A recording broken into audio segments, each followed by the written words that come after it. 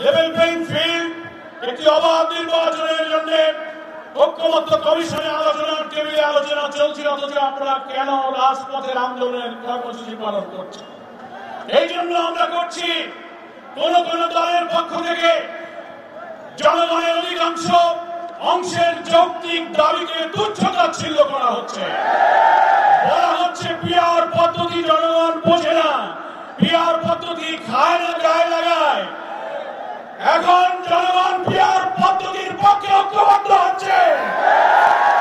প্রত্যেকটি ভোটারের ভোটের মূল্যায়ন, কালো টাকা, পেশি শক্তি, মনোনয়ন বাণিজ্য রোধ করে একটি উন্নত মানের কোয়ালিটি পার্লামেন্টের জন্য আধুনিক বিশ্বের 91টি দেশে এই পিআর পদ্ধতি চালু আছে। কোন বিজ্ঞ ব্যক্তিত্ব সম্পন্ন রাজনীতিবিদ কোন কর্মসূচি, কোন পদ্ধতির ব্যাপারে ভিন্নমত পোষণ করার অধিকার আছে, কিন্তু দেশের অন্যতম রাজনৈতিক দলের ঘোষিত কর্মসূচির এমন গুরুত্বপূর্ণ বিষয়ে তুচ্ছ-তাচ্ছিল্য করার কোন অধিকার নেই। তাই আমরা মনে করি ঐক্যমত্য কমিশনের আলোচনায় এক দফা আলোচনা শেষ হয়ে আমরা শুনতে পাচ্ছি 15 অক্টোবর এই জুলাই সনদের মধ্যে এতদিনকার 3 মাসের যে প্রচেষ্টা, 166টি সংস্কার প্রস্তাবের 84টিতে আমরা সকলে একমত হয়েছি। আমরা প্রায় 19টি প্রস্তাবের সাংবিধানিক রাজনৈতিক গুরুত্বপূর্ণ কিছুতে ভিন্নমত সত্ত্বেও কিছু ছাড় দিয়ে, কিছু স্যাক্রিফাইস, কম্প্রোমাইজ করে একটি জাতীয় ঐক্য তৈরি করে অনেক রক্তের বিনিময়ে অর্জিত এই নির্বাচনের সম্পূর্ণ আমরা সফল করতে চাই। আমরা সকল রাজনৈতিক দলকে আহ্বান জানাবো, বক্তৃতার সময় শুধু বলবেন ব্যক্তির চেয়ে দল বড়, দলের চেয়ে দেশ বড়। আর যখন দেশের স্বার্থে যখন কোন ত্যাগ, কোন ছাড় এবং কোন বিষয় ঐক্যমতের প্রশ্ন আসে, তখন দলেরা নিজের স্বার্থকে বড় করে দেখলে বক্তৃতার সাথে নিজের কথার এবং কাজের কোনো মিল হয় না। আসুন, এই জাতি ৭১ রক্ত দিয়েছে, আমরা স্বৈরাচার বিরোধী আন্দোলনে রক্ত ঝরেছে, জুলাই অভ্যুত্থানে রক্ত দিয়েছে, বারবার আর আমরা রক্ত দিতে চাই না।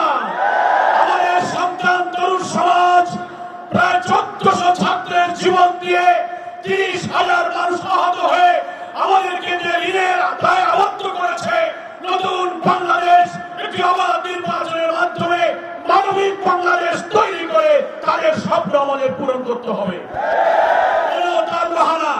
ব্যক্তি স্বার্থ, দলীয় স্বার্থে যেন ঐক্যের প্রচেষ্টাকে আমরা বিঘ্ন না ঘটাই, সকল দলের প্রতি আমাদের সে আহ্বান থাকবে।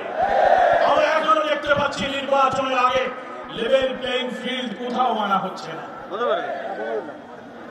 থানার ওসি সাহেব, ডিসি সাহেব, ইউনো সাহেব, সচিবালয়ের কর্মকর্তা এবং আমরা যারা আছেন, ইভেন আমাদের অন্তর্বর্তীকালীন সরকার উপদেষ্টাদের মধ্য থেকে অনেকের ভূমিকা এখনো জাতির সামনে প্রশ্নবিদ্ধ।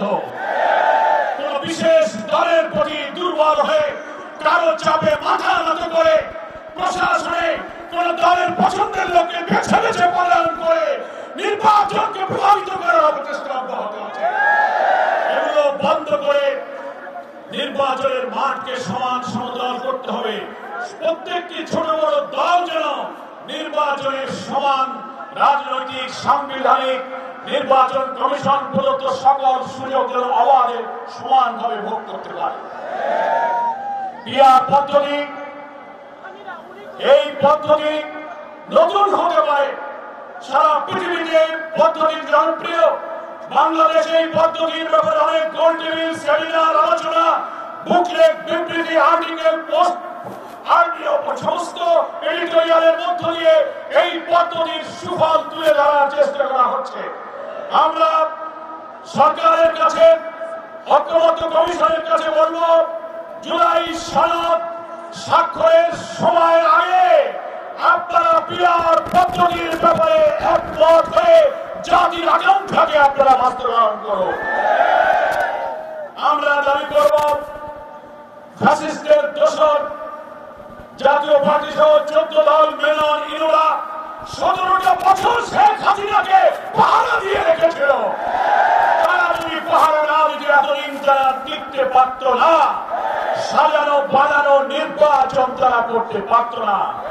একই অপরাধী হওয়ার কারণে তাদেরও রাজনৈতিক কার্যক্রম নিষিদ্ধ করতে হবে।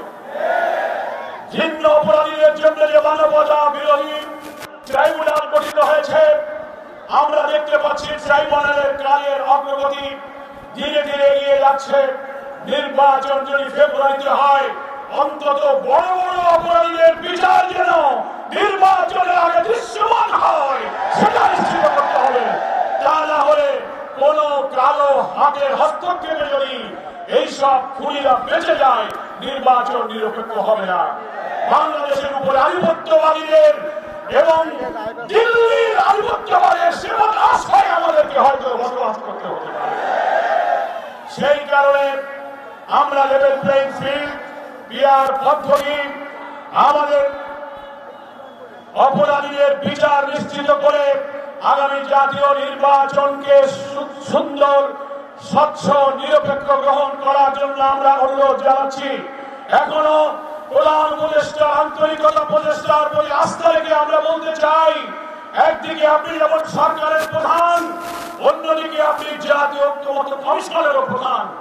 দুইটি প্রধান দায়িত্ব নিয়ে আপনি শক্ত থাকবেন। আপনার চারিদিকে যে সমস্ত কিছু উপদেষ্টাগণ আছেন, মাঝে মাঝে অন্যদিকে আপনাকে ঠেলে দিয়ে কোন একটি বিশেষ দলের প্রতি তাদের আনুগত্য প্রদর্শনের অপচেষ্টা চালাচ্ছে। আমরা এই দৃশ্য আর দেখতে চাই না। এবং জুলাই সনদের আইনি ভিত্তি দিয়ে এই দীর্ঘ 3 মাসের সাংবিধানিক রাজনৈতিক বিদ্যমান রাষ্ট্র কাঠামোকে পরিবর্তন করে যে সমস্ত সংস্কার প্রস্তাব কষ্ট করে আমরা তৈরি করেছি, দেশকে নতুন ফ্যাসিবাদ থেকে বাঁচাতে, দুর্নীতি থেকে বাঁচাতে এবং রাষ্ট্রকে একটি মানবিক, সমৃদ্ধ, ন্যায় বিচারের বাংলাদেশে পরিণত করার জন্য জুলাই সনদে একমত হয়ে যাওয়া সকল বিষয়গুলো যেন জুলাই চার্টারের মধ্যে থাকবে এবং সেগুলোর ভিত্তিতে গণভোট দিতে হবে এবং সেই গণভোটের মধ্যে পিআরের প্রস্তাবকে অন্তর্ভুক্ত করতে হবে। আমরা বলছি, আপনি গণভোটে দিয়ে দেন, পিআরের পক্ষে জনগণ কি মতামত দেয়, জনগণ যদি পিআরের পক্ষে মত দেয়, সকল দলকে সেটা মানতে হবে। যদি অধিকাংশ মানুষ পিআর পদ্ধতি না মানে, আমরা জামাত ইসলামী সে প্রস্তাব মেনে নেব, কিন্তু জাতির মতামত না নিয়ে পিআরকে উপেক্ষা করা যাবে না। জুলাই সনদ তৈরি হচ্ছে, ঐক্যমত্য কমিশনের দীর্ঘ আলোচনার পরে যেসব সংস্কার প্রস্তাব লিগাল এক্সপার্টরা বলেছেন, জুলাই সনদের আইনি ভিত্তি তখন রচিত হবে। একদিকে একটি জুলাই সনদ বাস্তবায়ন আদেশ, তারপর হচ্ছে একটি গণভোট বা রেফারেন্ডাম, এবং সেই জুলাই সনদ বাস্তবায়ন আদেশ জারি করার আগে তার মধ্যে গণভোটের বিধানকেও আমাদেরকে এই পিআর প্রস্তাব ঢুকিয়ে গণভোটের সিদ্ধান্ত গ্রহণ করতে হবে। পিআর প্রস্তাব যেন জুলাই সনদের অন্তর্ভুক্ত থাকে, তার ভিত্তিতে দেশের জনগণ যেন তার ব্যাপারে মতামত দিতে পারে। ইতিপূর্বে বিভিন্ন সার্ভের ভেতর দিয়ে আমরা দেখতে পেয়েছি, বাংলাদেশের অধিকাংশ মানুষ পিআর পদ্ধতিতে নির্বাচন চায়।